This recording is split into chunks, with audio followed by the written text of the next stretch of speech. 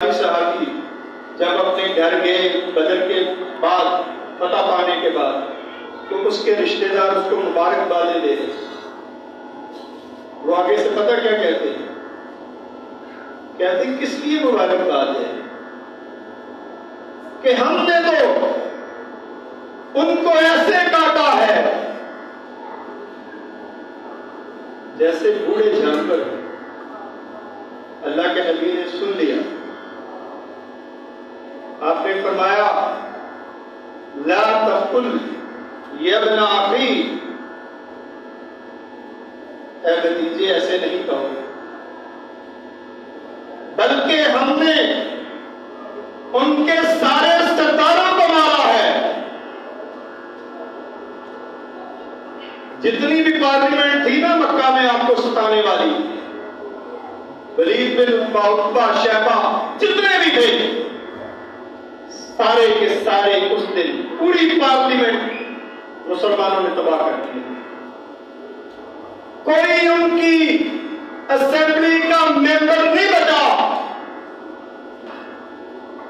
अल्लाह के नबी ने फरमाया कि हमने उनके सरदारों को मारा। ऐसे ही कुरान मजीद ने कहा कि उस दिन हमने हक को बातिल से वाज़ेह कर दिया, अलग कर दिया, फर्क कर दिया हमने हक और बातिल के दरमियान।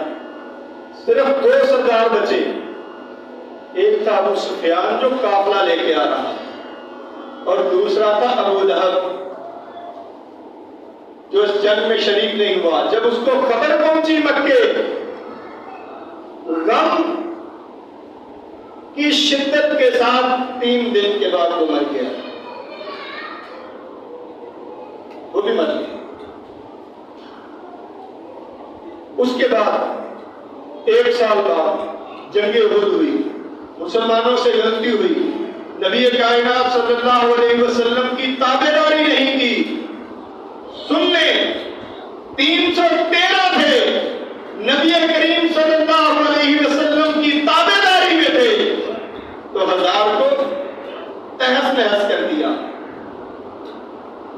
और आज खुद अपने 70 शहीद करवा बैठे, सिर्फ नबी कायनात सल्लल्लाहु अलैहि वसल्लम की नाफरमानी की। फिर 5 हिजरी में